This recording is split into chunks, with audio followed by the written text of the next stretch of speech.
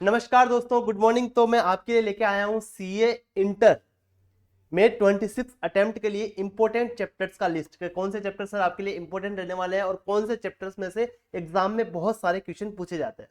देखो अपने पास कितने चैप्टर्स अगर बात करें ना, तो अपने पास ऑफिशियली तो 12 चैप्टर्स हैं। मैंने एएमटी को एक अलग कर दिया है, तो अपने 13 चैप्टर्स बन जाते हैं यहाँ पे।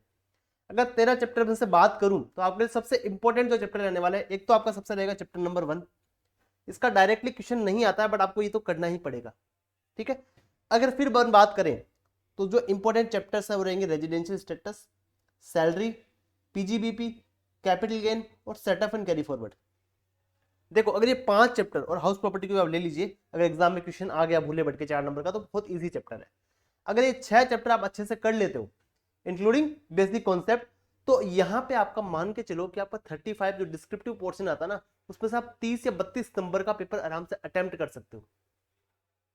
समझ के चलो कि तो सर है कितना, जैसे बेसिक कंसेप्ट वाला चैप्टर है तो ये 18 पेज का चैप्टर मैंने दे रखा है, बट इसमें पढ़ने लायक ना एग्जाम के लिए वो सिर्फ 5 या 6 पेज ही है। बाकी सब ऐसा ना, ऐसा नॉलेज के लिए दे रखा है आपको। टैक्स का मीनिंग क्या होता है, टैक्स कहाँ से लगा, प्रोविजन क्या होता है, एक्सप्लेनेशन क्या होता है, इंडिविजुअल का डेफिनेशन वगैरह, ये एग्जाम में डायरेक्टली नहीं पूछे जाते। जो एग्जाम के लिए आपके रिलेवेंट रहने वाले हैं वो आपका देखो डायरेक्ट कहाँ से स्टार्ट हो रहा है, कौन से पेज नंबर से स्टार्ट हो रहा है। वो आपका स्टार्ट हो रहा है पेज नंबर 9 से स्टार्ट हो रहा है। पेज नंबर 9 से आपका स्टार्ट हो रहा है। देखा, 8-9 पेज ही पढ़ने हैं आपको, बाकी तो फालतू ज्ञान की बातें लिखी हुई है यहाँ पे।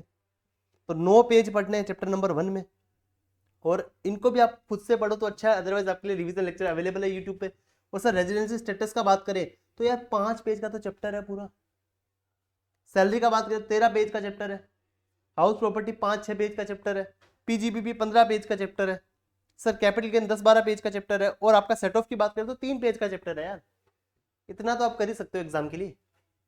मुश्किल से अगर बात करें तो 15 पेज ये पढ़ने हैं आपको, 9 पेज इसमें से, 5 पेज इसमें से, 13 पेज इसमें, 5 पेज इसमें, 15 इसमें, 12 इसमें और 4 पेज इसमें कर लो। कितने पढ़ने हैं आपको?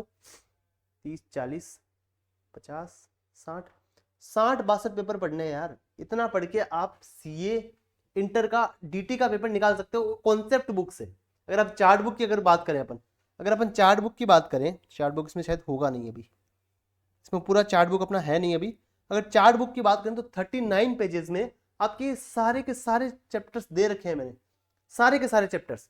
उसमें से अगर सिर्फ इन चैप्टर्स को आप पढ़ते हो तो आपका 39 में सिर्फ आपको 20 पेपर पढ़ने पड़ेंगे, 20 से 25 पेपर। तो अगर आप सीए इंटर का पेपर दे रहे हो, डायरेक्ट टेक्स्ट जैसे सब्जेक्ट की बात कर रहे हो, तो अगर आप 25 पेपर नहीं पढ़ पाओगे तो कैसे एग्जाम निकालोगे यार। 25-30 पेपर तो आपको पढ़ने ही पड़ेंगे। ये पढ़ने के बाद अगर इसके आप क्वेश्चन सॉल्व कर लेते हो मॉड्यूल के या फिर आपके किसी भी क्वेश्चन बैंक के, तो आपका काम बन जाएगा यहाँ पे। और अगर मैं आपको बताऊं कि सर आपने किस बेस पे बोला कि इतना 30 मार्क्स का पेपर आ जाएगा, 35 मार्क्स का पेपर आ जाएगा, तो ये देखो प्रीवियस पेपर्स के एनालिसिस मैंने यहाँ पे लिख रखी है। जो मैंने चैप्टर आपको बताया ना, salary, PGBP, capital gain, residential status, set of and carry forward, इसमें से 37 मार्क्स का पेपर आया था सितंबर 25 में। आपको करना तो 35 मार्क्स का ही है, पर 37 मार्क्स का इसमें से पेपर आया था। ध्यान रखना, इसमें मैंने क्वेश्चन नंबर 1 को भी इंक्लूड किया है ना, इसमें आपका थोड़ा डिडक्शन का पोर्शन भी आता है। बट अगर आप छोड़ भी दो ना, सिर्फ 2 नंबर कम कर लो उसके यार, तो अभी 35 मार्क्स का पेपर आपका सितंबर 25 में इन चैप्टर्स में से पूछा गया था। अगर मई 25 की बात करें 30 मार्क्स का, जैन 25 की बात करें 33 मार्क्स का, सितंबर 24 की बात करें 37 मार्क्स का, और मई 24 की बात करें तो 35 मार्क्स का। इसके अलावा आपके पास आईडीटी है करने के लिए, एमसीक्यूज है आपके पास करने के लिए, वो उनमें से आप नंबर निकाल के आराम से इस पेपर में 50 से 60 नंबर आप ला सकते हो, अगर आपकी प्रिपरेशन अभी अच्छी नहीं है तो भी। तो सब्जेक्ट बड़ा है, सब्जेक्ट बड़ा है मान लिया मैंने, पर इसमें से आपको कुछ छंटे नहीं करते हो ना इंपॉर्टेंट चीजों की, और अच्छे से पढ़ते हो तो आपका एग्जाम अच्छे से निकल जाएगा, उसमें कोई भी दिक्कत नहीं होने वाली आपको। अब अपना टाइम वेस्ट आपको बिल्कुल भी नहीं करना है, क्योंकि अब दिन बहुत कम रह गए हैं आपके पास, दिन बहुत ज्यादा कम रह गए हैं आपके पास। तो आपको लगातार पढ़ना चाहिए यहाँ पे, आपको जो आपके अच्छा लगे वैसा आप करो। दिन में 1-1.5-2 घंटे का ब्रेक भी लो, बट जब आप पढ़ रहे हो ना तो इफेक्टिवली पढ़ो। जब आप पढ़ रहे हो तब आपको इफेक्टिवली पढ़ना चाहिए।